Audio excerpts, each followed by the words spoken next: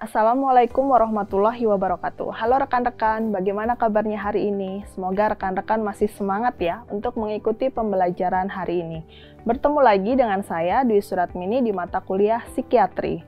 Pada video ini, saya akan memberikan informasi umum mengenai topik asuhan keperawatan jiwa pada klien dengan nafsa.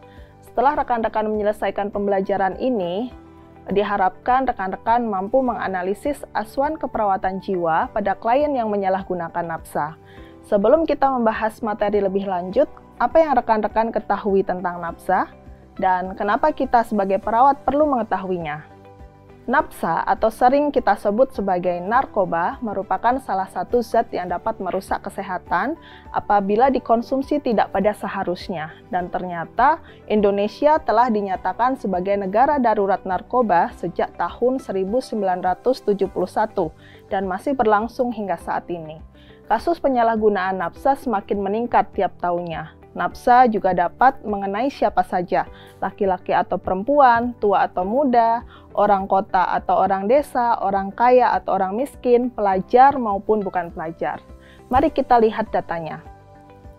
Berdasarkan Indonesian Drug Report tahun 2022, angka prevalensi penyalahgunaan nafsa meningkat dari 1,8% pada tahun 2019 menjadi 1,9% di tahun 2021. Prevalensi yang cukup tinggi ini ternyata didominasi oleh populasi remaja. WHO menjelaskan bahwa remaja adalah periode kritis inisiasi penyalahgunaan nafsa, baik remaja tahap awal, tengah, maupun akhir.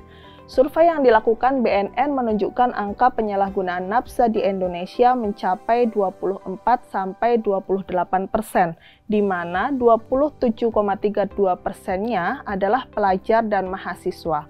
Lalu apa yang dimaksud dengan nafsa? Nafsa merupakan singkatan dari narkotika, psikotropika, dan zat adiktif lainnya. Yang pertama, narkotika.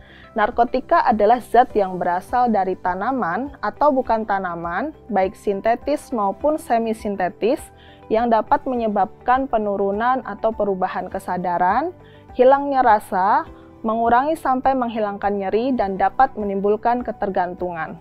Yang kedua, psikotropika.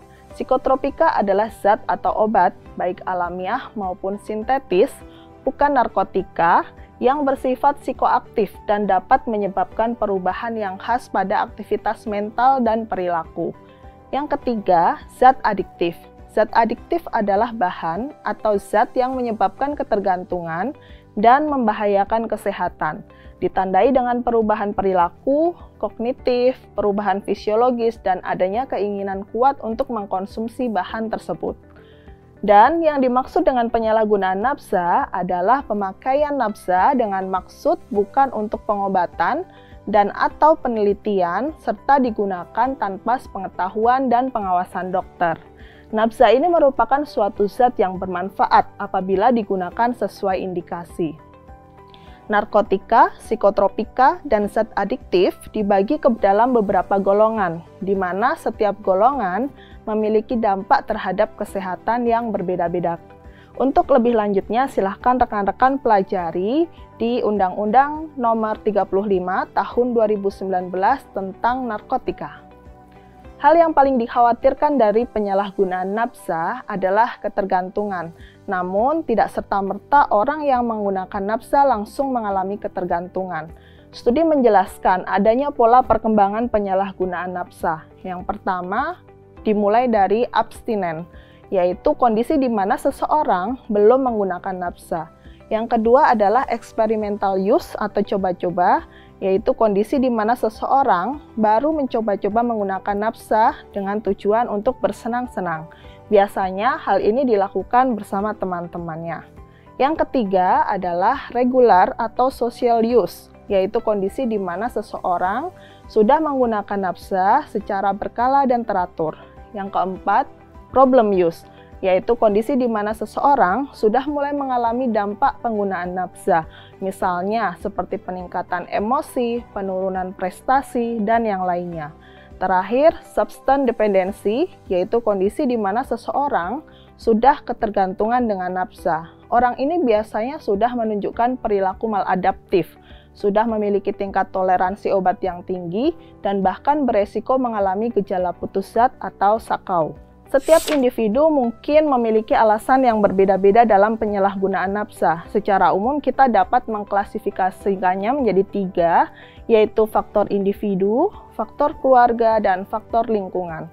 Faktor individu berkaitan dengan persepsi dan sikap individu terhadap nafsa. Faktor keluarga berkaitan dengan karakteristik sosial demografi anggota keluarga, serta kondisi interaksi dan komunikasi dalam keluarga. Faktor lingkungan terdiri dari lingkungan pergaulan dengan teman, tetangga, kerabat, penyalahguna, dan bandar atau pengedar narkoba. Berikut adalah hasil survei tahun 2021. Dari tabel ini dapat kita ketahui bahwa alasan paling banyak menyalahgunakan nafsa di Indonesia adalah karena ajakan teman. Yang kedua adalah ingin mencoba-coba, dan seterusnya. Setiap zat yang masuk ke dalam tubuh, baik oral atau diminum, dihirup, atau disuntikkan, dapat mempengaruhi pikiran, perasaan, dan perilaku seseorang. BNN mengklasifikasikan dampak penyalahgunaan nafsa ini menjadi 2, yaitu dampak langsung dan dampak tidak langsung.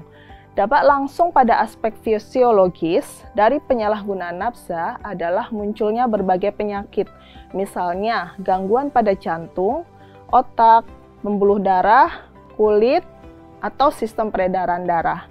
Selain itu, karena efek dari zat yang merusak tubuh dan menurunkan sistem imun tubuh, efek dari cara penggunaan nafsa juga dapat menyebabkan infeksi penyakit menular seperti HIV, TBC, atau hepatitis.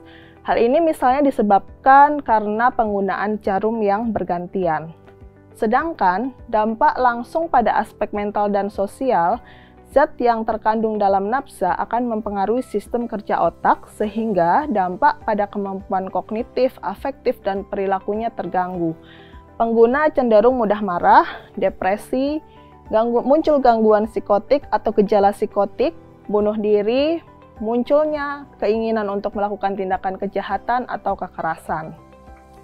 Untuk dampak tidak langsungnya, penyalahgunaan nafsa pada aspek biologis dapat menyebabkan kecacatan. Misalnya, karena menyalahgunakan nafsa, seseorang tersebut berisiko mengalami trauma atau kecelakaan, bahkan kematian. Dan karena penggunaan nafsa merupakan suatu hal yang dianggap melanggar norma atau aturan di Indonesia, maka penyalahgunaan nafsa juga dapat menimbulkan dampak mental dan sosial, seperti dikucilkan masyarakat, kesenjangan ekonomi, dikeluarkan dari sekolah atau kampus atau instansi tempat kerja, bahkan di penjara. Baiklah rekan-rekan mahasiswa, demikian tadi informasi tentang penyalahgunaan nafsa. Semoga informasi umum tadi dapat meningkatkan rasa ingin tahu rekan-rekan terhadap konsep asuhan keperawatan jiwa pada klien dengan nafsa. Selanjutnya, rekan-rekan dapat mengikuti setiap aktivitas pembelajaran yang ada di LEADS. Selain itu, rekan-rekan juga dapat membaca dan mempelajari materi terkait sumber yang ada di dalam LEADS untuk memperdalam serta memperluas pemahaman rekan-rekan dalam memberikan asuhan keperawatan jiwa pada klien dengan nafsa. Demikian yang dapat saya sampaikan. Stay happy and stay healthy. Sampai jumpa pada aktivitas pembelajaran lainnya. Wassalamualaikum warahmatullahi wabarakatuh.